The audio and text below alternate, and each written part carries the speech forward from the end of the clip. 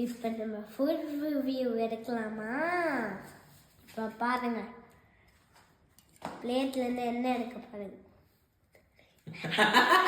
சாப்பிட்ற வீடியோ. இப்போ பாருங்களேன்.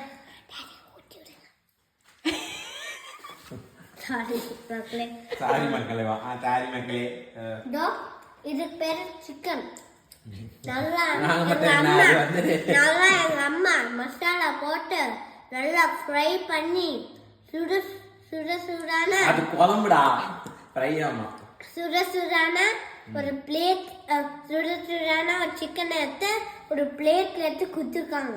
அதுவும் எங்க ஆள் வந்து ஊட்டி விடுறாங்க எனக்கு. இங்கதான் இருக்காங்க பாருங்க.